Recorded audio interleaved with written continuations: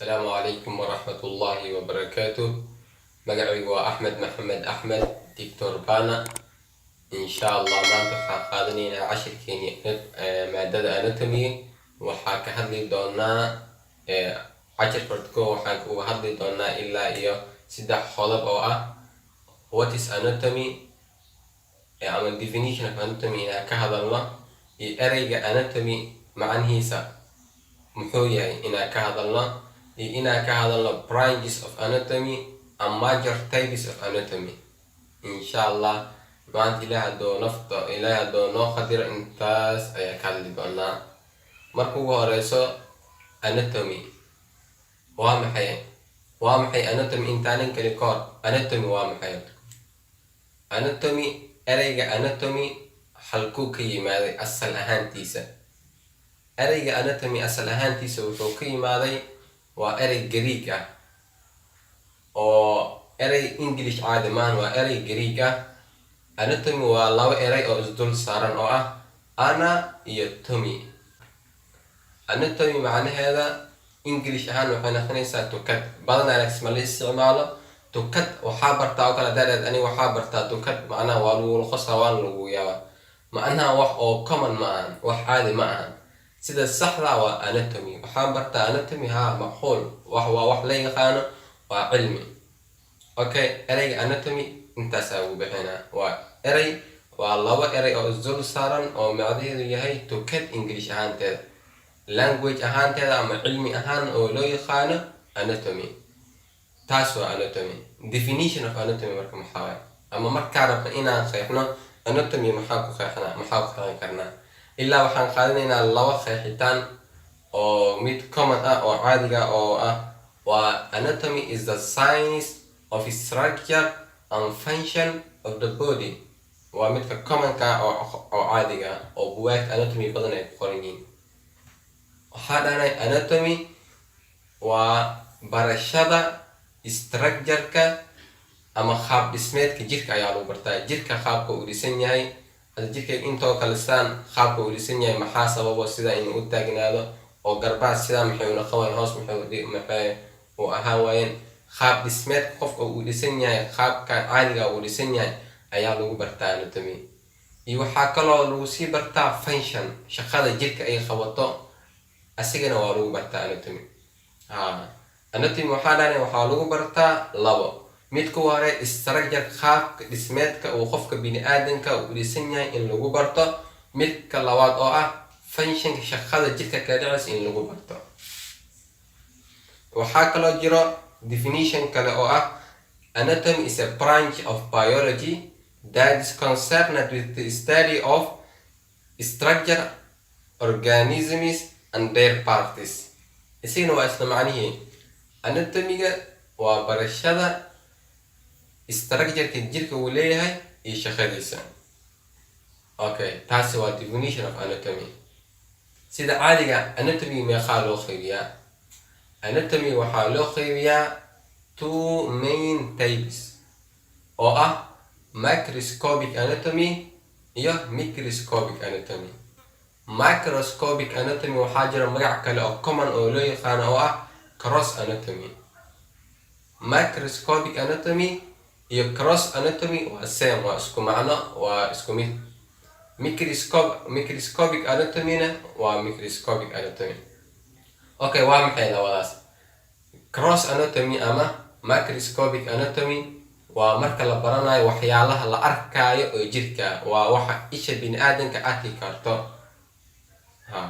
microscopic anatomy waa waxa isha lagu arkaynin oo only lagu arkayo microscopic anatomy ama cross anatomy waxaa loo qaybiyaa ilaa iyo 3 qaybood asiga waxaa loo sii qaybiyaa nafsirkiisa 3 qaybood oo mar walba waxaa la common labo oo regional anatomy iyo systemic anatomy midka saddexaad oo lagu daro ayadana waxa waaye surface anatomy sidaas ay 3 qorxayda macnaha waxaan ahay cross anatomy ama microscopic anatomy waxaa loo qaybiyaa 3 cross anatomy inuu u kala baxo 3 saddexdaas oo systemic anatomy regional anatomy is surface anatomy surface anatomy.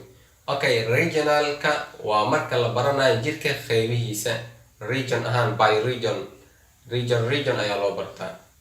waa tusaale oo kale hadda oo kale markaa baranaysid lafaha oo kale iyo waxyaalaha la xiriiro iyo dhiig qaabkay u maraan iyo kaas waa region.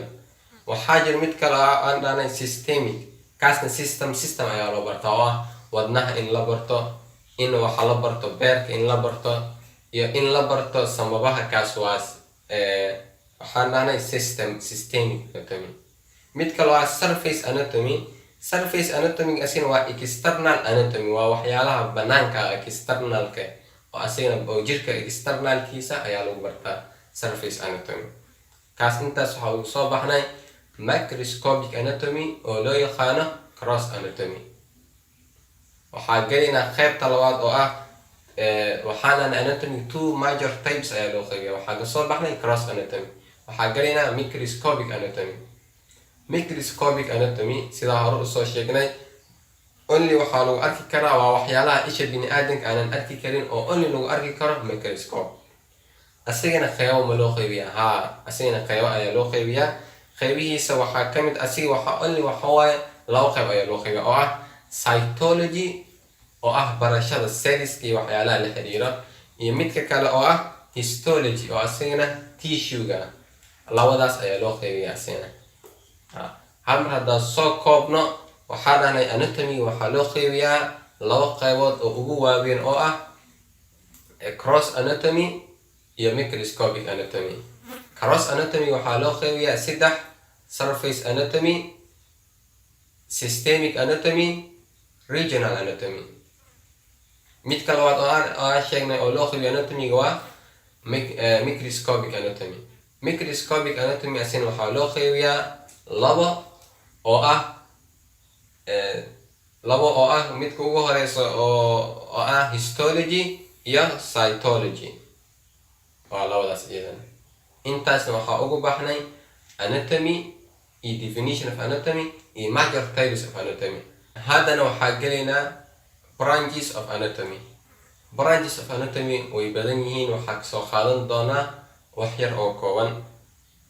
marka ugu horeysa waxaa kamid ah branches of anatomy cross anatomy. midka labaad oo ah living anatomy. midka saddexaad embryology anatomy. number 4 histology. number 5 surface anatomy. number 6 clinical anatomy.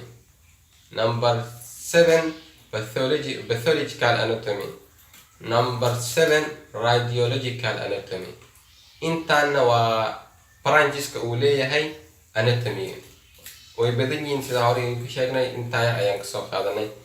intaan kadib waxa ilaahay naga karsay ayaan wax yar ka sheegi doonaa. marka ugu horeysa intaan soo qaadano embryology anatomy. embryology asina waa barashada anatomy-ga oo uur ku jirta marka laga soo bilaabo single cell zygote. waa qof markuu single cell u yahay zygote ka soo bilaabo ilaa complete human being, ilaa uu ka naqanayo qof bini'aadan dhammaystiran ayaa lagu bartaa embryology anatomy. waa uur ku jirta anatomy-geeda.